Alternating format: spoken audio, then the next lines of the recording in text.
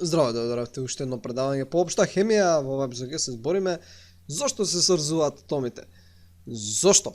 Значи, нели си имаме атоми кои си летаат насекаде, нели си стојат, и зошто сега да образуваат врски помеѓу нив да градат молекули? Па нели им е супер сами по себе? Епа не. Значи, атомите се сврзуваат за да бидат постабилни. Сега што мислам со тоа? Како што претходно спомнавме, атомите се сврзуваат со нивните валентни електрони, односно електроните кои се во најнадворешната љушпа. Значи електроните кои се во надворешната љушпа, тие се тие кои образуваат хемиски врски. Тие електрони што се внатре, во повнатрешните љушпи, тие се супер. Нив не им пречи ништо, не користат многу енергија, супер им е. Сега, исто напоменавме дека атомите сакаат да стигнат до состојба кај што имаат 8 електрони, односно да имаат октет во својата последна љушпа, односно да стигнат до состојба на некој благореден гас, како неон, аргон или нешто слично. Епа сега, како го прават тоа?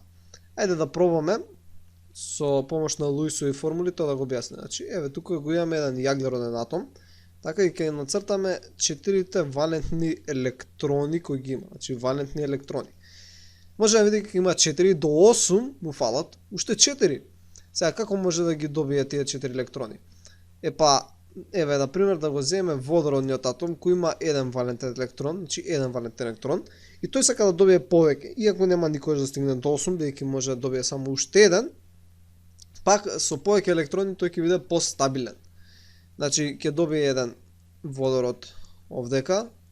Сега го цртам со плаво електронот кој му припаѓа на водородот.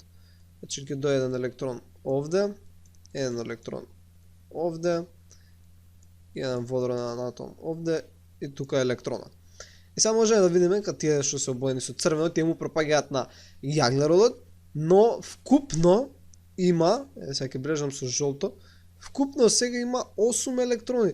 Значи, вака оваа состојба му е многу по-супер него претходно. А и сите други се стрекни, его водородот, кој си има сега 2.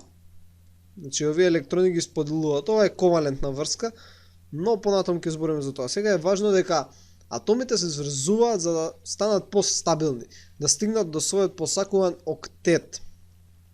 Сега, за да сврзеш некои атоми, односно за да раскинеш некои атоми, например некои атоми се сврзани во некоја си врска, еве атом, тука има 2 електрона, сврзан со нареден С атом. Се не ги цртам другите електрони. И ова најчесто го бележиме со С единична С. Значи, овие се формули на Кекуле, овие вака што се со линии, а овие што се со стрелки, овие што се со точки, тие се Луисови формули, или претходно ги спомнавме, значи овие со точки се Луисови. Две точки образуваат една црта. Ова цртата е Кекуле. Ти за да би ја раскинал оваа врска, значи тука се јавен како врска помеѓу СС атоми, треба да донесеш количество енергија.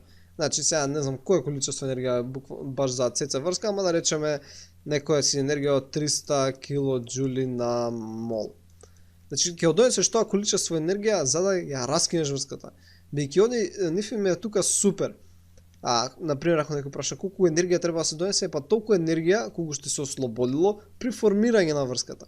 Значи, кога сме ги имале тие СС атоми, еве се овдека у овој примеров, нели овдека сега има први нели си биле сами. Значи, ајде чека да го избришеме. Сега ајде да не бришеме. Ние си имаме вака С атом кој имал 4 валентни електрони. И сега за да ги одржи овие 4 валентни електрони, тој троши повеќе енергија. Кога ќе се сврзе со друг С атом, значи сега тука, и на овие страни наму има водороди сврзано, соодветно нели со електроните, сега не ги пишувам сите.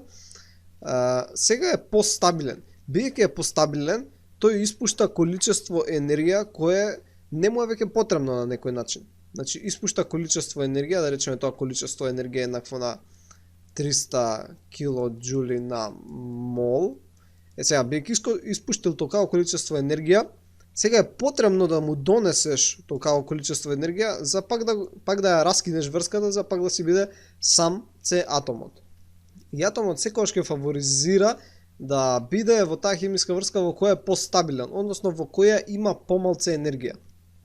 И ова всушност представува голема заблуда, например, можете да сретнете на YouTube многу видеа кај што викаат енергијата ние ја добиваме, да, кога јадеме храна, тоа е точно, но дека се добива при раскинување на хемиските врски, што не е точно. Енергијата се добива поради формирање на нови врски. Значи ти добиваш некои соединенија, да речеме CX, некои јаглени хидрати, и сега они викаат кога ќе се раскине врска се ослободува енергија. Не, него нашиот организам носи количество енергија, значи носи количество енергија, да речеме тоа енергија е, не знам, 150 килоџули на мол. Овие бројки што ги ставам се тотално измислени. И сега ќе се раскине С атомот, сега ќе имаме слободен С атом, така. Тој слободниот С атом сега ќе се сврзе со некој си елемент Y. Не е важно кој е, ама сега кога е сврзан со Y, тој е многу постабилен него што бил кога бил со X сврзан. Така да ќе ослободи, еве да речеме, не знам, 350 килоџули на мол.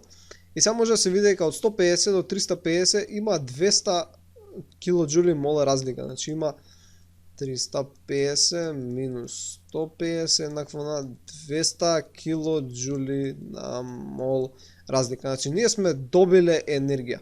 Значи енергијата што ја добиваме не се добива со раскинување хемиски врски, за тоа е потребна енергија. Него се добива со формирање на нови хемиски врски кои биле постабилни од претходните и поради тоа се ослободува количество енергија.